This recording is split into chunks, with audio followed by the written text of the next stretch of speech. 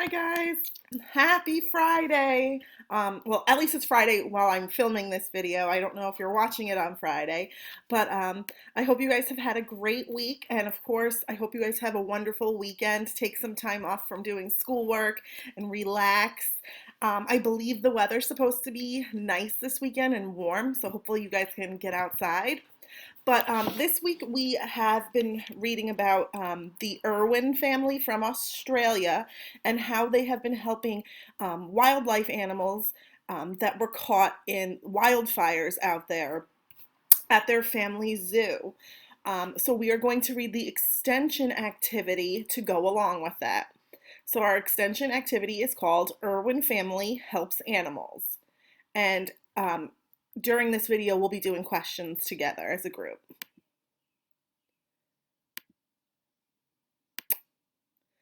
All right. The Irwin family helps many wild animals. And here are Robert, Terry, and Bindi. This is the Irwin family. They helped many animals after the Australian wildfires.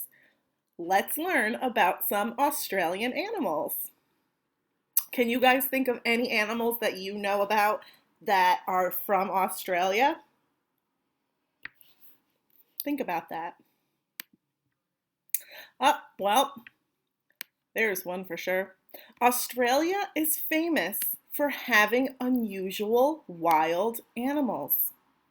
These wild animals include the kangaroo and koala, but Australia has other unusual animals too. Some of these animals might be so unusual that I may not know how to pronounce them because I probably haven't even heard of them. Most of the animals live in the wilderness of Australia. So they don't live in people's homes. They live out in the jungle, in the forest, in the desert. They are outside animals. The unusual animals of Australia includes birds like the kookaburra and the cassowary. I don't know if I pronounced those right. They include other animals like the bilby, the dingo, and the echidna. Sorry guys, I've never heard of some of these animals. So here's a picture right here of a couple of kangaroos, and you can see one of the baby kangaroos in the mama's pouch. And there is a question, because we talked about how Australia is famous for having wild animals. Well, this question asks, what do you want to be famous for and why?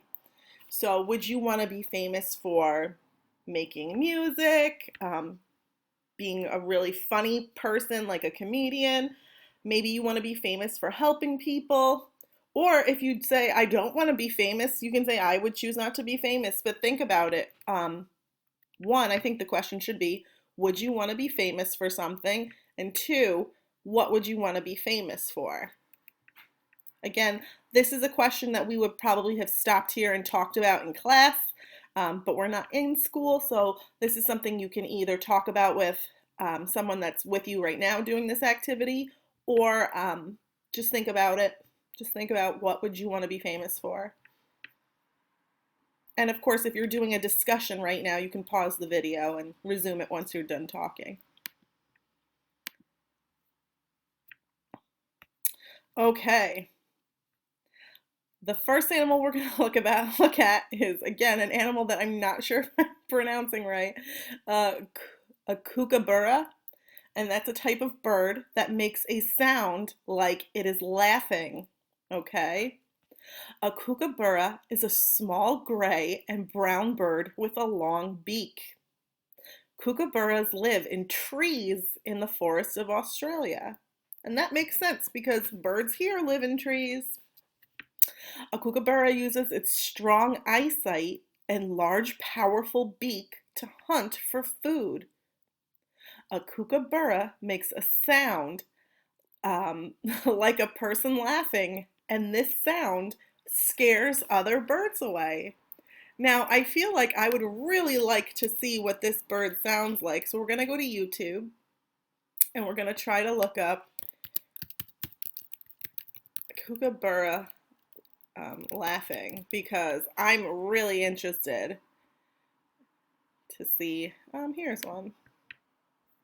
Expedition on PBS takes you to the last unexplored places on Earth. Let me move over here for now.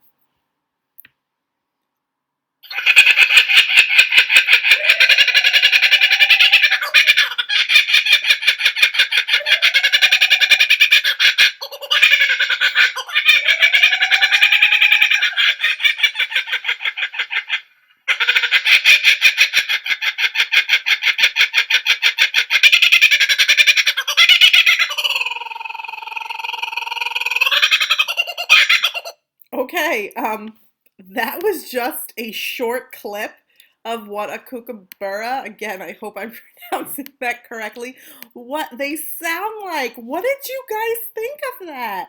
What, did you think that was funny? Did it make you laugh? Did it scare you? What's your opinion on the call of a kookaburra? I didn't know what to think. Thought it was a little weird, and I was uh, a little freaked out by it, but it was also making me laugh a little. So I had some mixed feelings. But talking about laughing, what is something that makes you laugh? Okay, it could be a person, it could be an animal, it could be an activity you do, it could be a place you go to that just makes you happy. Think about something that makes you laugh. I know for sure that when we're at school together, you guys make me laugh. I think we always have fun together.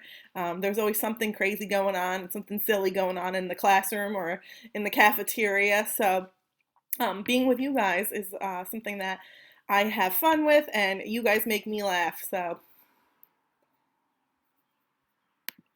let's look at our next animal. All right. Woo! Another bird, and I hope I'm pronouncing it right, is a cassowary. A cassowary? A cassowary is a large bird that cannot fly. Okay? This is a very big bird if you look at it, and it can't fly. So we're not going to see a cassowary, if I'm pronouncing that right, up in the sky in Australia. A cassowary has black feathers on its body. The bird's neck and head are very colorful. And if we look at the picture, and I can try to zoom in for you guys.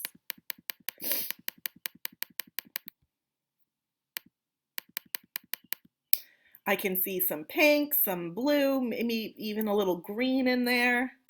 But we don't see birds like that colorful here with all these different colors. So it's got a very colorful neck and head. Okay. The cassowary lives in the rainforests of Australia. Okay, so this bird lives in the rainforest. The rainforest, again, we've talked about it before. It's a place that has lots of plants, lots of trees, lots of different animals, and it rains a lot there. Hence the name rainforest. It is literally a rainy forest. Cassowaries have long necks and sharp claws. If a cassowary is scared, it will kick with its claws. And again, when we were zoomed in before, if you look, it looks like it does have some claws there. That looks a little strange to me. This bird kind of reminds me somewhat of like a mix between a peacock and a turkey and maybe even a flamingo with its long legs. I've never seen a bird like this before.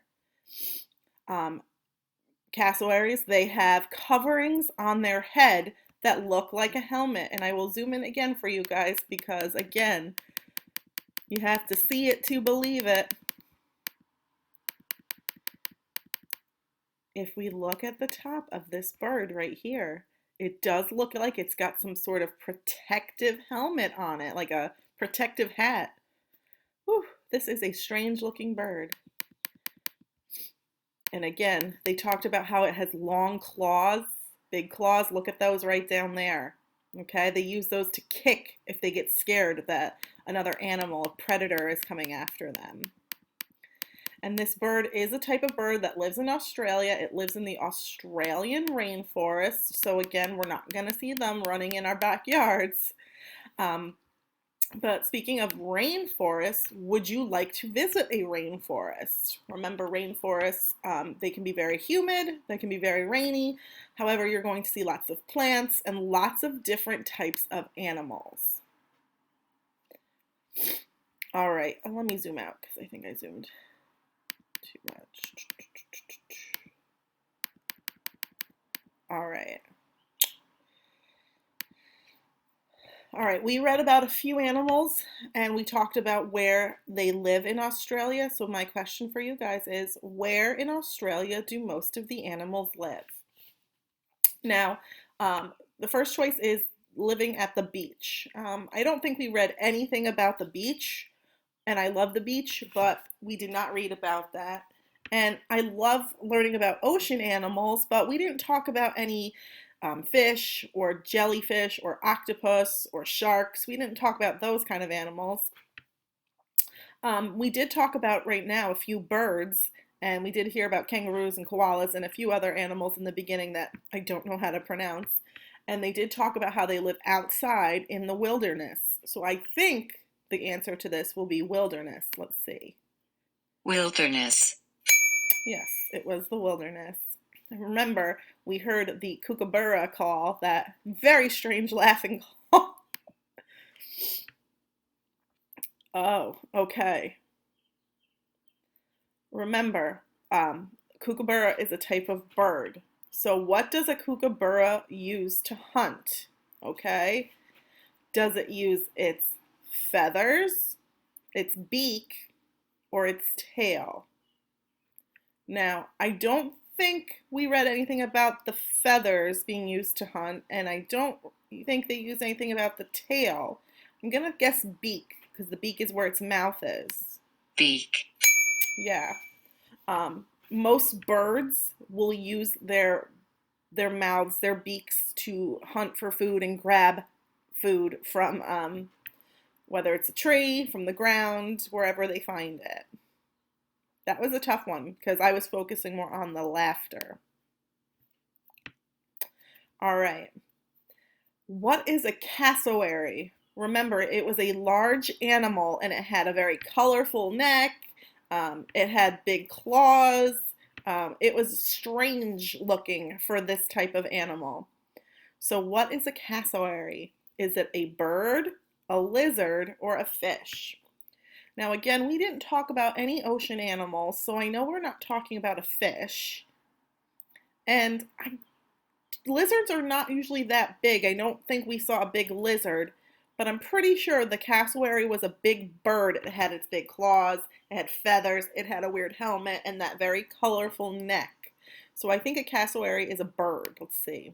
Bird. Yes. Let's move on to more animals that I can't pronounce. Oh, I'm sorry. I can't look at this. I'm going to have to cover this. Okay. The next animal that we are going to look at is a bilby. And a bilby is a small animal that looks like a rabbit. Okay. And if you can see in the picture, it does look somewhat like a rabbit. It also looks kind of to me like a possum or a large rodent. And you guys know that I do not like rodents. I am terrified of them, any form of a rodent. So I'm covering the picture because I can't look at it. But if you guys want to zoom in, feel free. A bilby is an animal that has a long snout. A snout is like your nose. It has bluish gray and white fur and long ears, okay? Bilbies live in deserts across Australia. And when we've talked about different types of environments and I can't even think of the word right now. Sorry, it's so early this morning. Places that people might live. Deserts is a place where an animal might live or people. Deserts are full of sand. They're very hot and they're very dry. You do not get a lot of rain in the desert, but bilbies live in the desert. They will eat parts of plants such as grass and fruit. They eat small insects and worms too. Bilbies often dig holes and climb into them. This protects bilbies from heat and other animals. So again, living in the desert, it's very, very hot. So what the bilby will do is it will dig a hole in the sand. In the hole, they'll be in the cooler sand. The sun's not beating down directly on their sand. It's darker, and they can stay nice and cool when it gets really hot out. Plus, other animals that might try to hunt them, other predators, can't find them. So they're pretty smart by doing that. I just wish they were cuter, in my opinion. But you guys might love them. The question is, bilbies, we talked about how they eat grass and fruit and worms and insects. Those are typically not things that we eat. So our question is, what do you like to eat? I know lots of you guys like to have cookies or brownies and cake when we have parties at school, but what are some other kinds of foods that you like? For me, I love sushi. I love avocado. I love chicken. And I love watermelon. I've been eating a ton of watermelon over vacation. What are some of your favorite foods that I might not know about? Maybe things that your parents make for you special at home. Whew, all right. Next animal. I know how to pronounce this one. This animal, well, before we start, what does it look like to you guys? I can zoom in just a little. Because when I see this animal, it reminds me of an animal that we might have here. When I look at this animal, I think of a dog. Did you guys think it looks like a dog? Okay. Well, this is actually a dingo, okay? Which is a very funny name. A dingo is a wild dog that cannot bark, all right? So a dingo is a type of dog. It's a wild dog. You don't see people having dingoes usually as a pet, but the dingo cannot bark, all right? You're not going to hear them outside barking like we do dogs. A dingo looks like a dog, but it howls like a wolf. Maybe we'll try to find a quick video of them. It has a longer snout and bigger ears than a dog, okay? Dingoes either live alone or in groups in the wilderness. They hunt for small animals such as rodents and lizards. They eat fruit and vegetables too. Dingoes can run very fast and can jump very high in the air. All right. So again, dingoes live in the wilderness. They cannot bark. They will hunt for animals or fruit and vegetables. They're very fast and they can jump very high. I'm going to try to find a video of a dingo howling.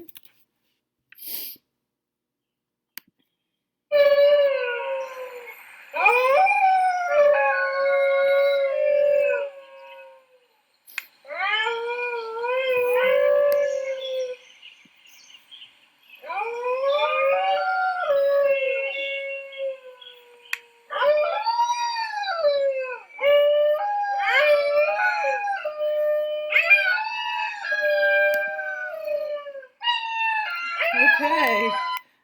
That again was just a little clip. I was not expecting that when that played. What did you guys think? When he was howling, I actually thought he sounded a little sad, but unfortunately I don't speak dingo. But they really do look like dogs, but they do sound like wolves. That's crazy, right? So speaking of dingoes being a wild dog, we know we would not want to have a dingo as a pet, but um, we may not want to have a dingo as a pet. But the question is now that you know a little bit more about a dingo, would you want a dingo for a pet? All right. Would you want to have this wild dog that doesn't bark but howls, that can run and jump fast and is a little different from a domestic dog. Would you want them for a pet? Okay. And again, share your answer or just think about it. I don't know if I'd want a dingo as a pet. They do look cute, but I'm not sure if I could deal with their howling. I feel like that would get to me. I think for me, I think the dingoes are best left out in the wilderness. And I believe this is our final animal. Oh my. Maybe this. An echidna has a spiky coat. All right. I did not pronounce that correctly at the beginning of the video, and I am so sorry. This is another animal that I am not too fond of looking at. It's called an echidna. An echidna has a spiky coat to protect itself, and I will zoom in on this for you. Okay. Ugh. All right, so let's take a look right at it. You can tell it has it looks like little spikes coming out of it, little needles coming out of the body. Ooh. Let me zoom back right out. Well, an echidna, when I saw it, this is what I thought it looked like. An echidna looks like a porcupine or a hedgehog. And for those of you guys that are big video games people, a hedgehog that you guys might know is Sonic the Hedgehog. So again, it looks like a porcupine or a hedgehog. It has sharp spines all over its body. Okay, that's what they're called, spines. They look like little sharp needles. When echidnas are scared, they can roll into small balls to protect themselves. Echidnas use their long, sticky tongues to catch and eat. All right? So when they want to eat, they will zap their tongues out. They have very long tongues, and they will catch bugs. An echidna is one of the many unusual animals from Australia. Okay? And remember, this guy has little spikes. They're called spines coming out of its body. And they use those to protect themselves. Also, when they are scared, maybe a predator is approaching and they're scared, they will roll up into a ball and curl up, and their spines will be out. And speaking of being scared, what is something you do when you are scared? Okay? I know we try not to think about being scared a lot. Normally, if I'm scared, it's usually because I'm watching something scary, and what I'll do is I'll throw a blanket over my head, or I'll stick my head in my shirt. I kind of curl up too when I get scared. But think about something that you might do when you get scared. We're going to move on to our next 3 questions. The first question is about the bilby. And remember, the bilby was that small animal that looked like a rabbit, looked like a large rodent, and they would dig holes in the sand if it was too hot. But where do bilbies live? Did we say they lived on a farm, in the desert, or in a swamp? Now, I know we didn't talk anything about swamps, so that's not the answer. We didn't talk about them living on farms because we have farms here, and I know we don't have any bilbies there. But we did talk about how bilbies live where it's hot, and they do dig under the sand, like we just said. They will crawl in there to hide from other animals or to cool down. And normally places that have lots of sand and where it's hot is the desert. So deserts. Sorry, that is the correct answer. There was no ding for some reason, but that is the answer. All right. What animal did we read about that looks like a dog? Okay, did we say a kangaroo looks like a dog, a cassowary looks like a dog, or a dingo? Now, just by looking at these 3 pictures, I think the dingo looks like a dog. But I do remember that the dingo does not bark like a dog. He howls like a wolf. Dingo. I don't know why it's not dinging for us, but when it turns green, that means it's correct. Yes, the dingo is the animal that looks like a dog. And our last question, I can't remember how to What do echidnas have on their bodies? echidnas. I gotta say that word more often for me to remember how to pronounce it.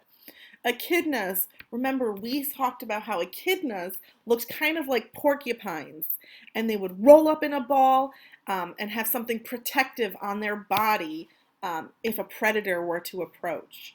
What did we say they had on their bodies?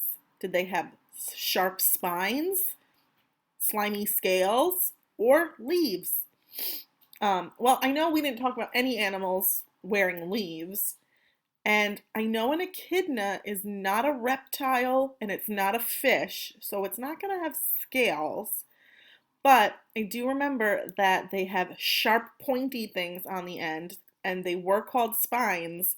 And this looks very much like a porcupine's body, and echidnas did look like a porcupine, so I'm going with spines. Spines. There we go. Spines. Echidnas have those sharp, pointy spines on them. That is the end of our extension article. I'm going to click on a link for us to learn more about Australian animals. And I will try to get out of the way. And if not,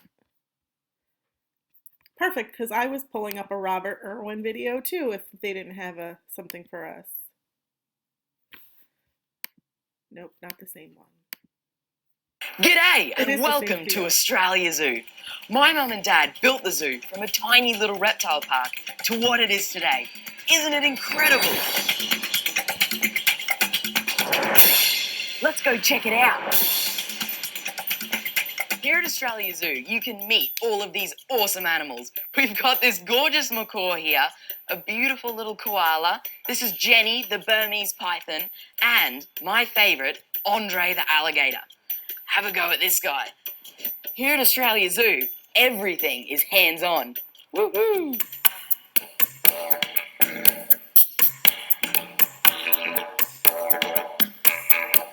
Oh, a wombat. Excuse me. Hey, mate. I absolutely love wombats. They're one of my favourite Australian animals. They're kind of like Australia's bulldozer of the bush. And you wouldn't think so with those little stumpy legs, but they can actually run up to 40 kilometres per hour. It's pretty cool.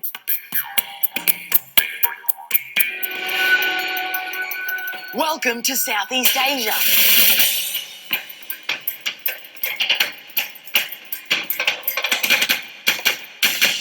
This is one of our beautiful tiger cubs. Just like me and Bindi, he's the next generation of Australia Zoo.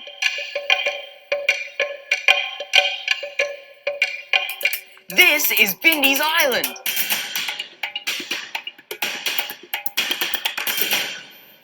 I'm here with a few of our beautiful lemurs, and they definitely love their fruit. They're such special animals.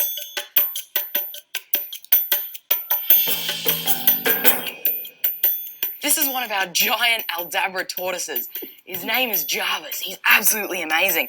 And what I always say is if the food isn't good enough for me, then it's not good enough for the tortoises. Here you go.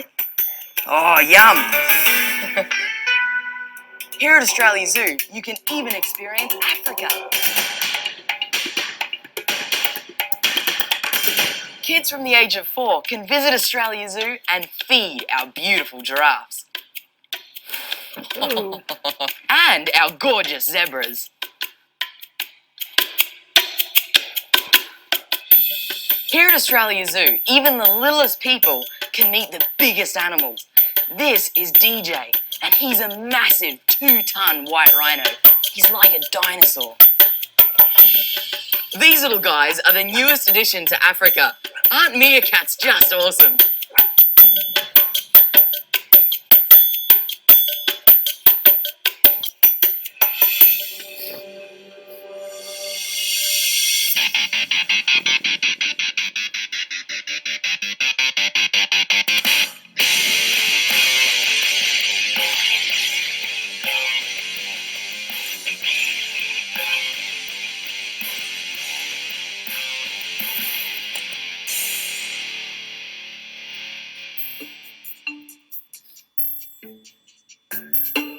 It's not just the animals that get the best food at Australia Zoo. Check out this awesome spread from Crikey Cafe.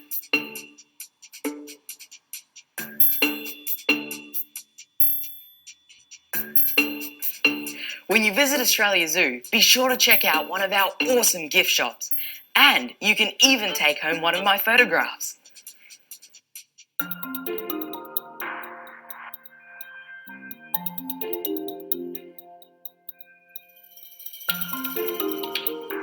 This is the Australia Zoo Wildlife Hospital, and it's one of the busiest wildlife hospitals in the entire world. Since we opened in 2004, we've taken in thousands of animals every year, just like little Josh here. He's a gorgeous little koala that was unfortunately hit by a car, but with the great help of Dr. Amber and all of the wonderful vets and nurses that we have, he'll have a speedy recovery and hopefully be out in the wild very soon. He's very cute though.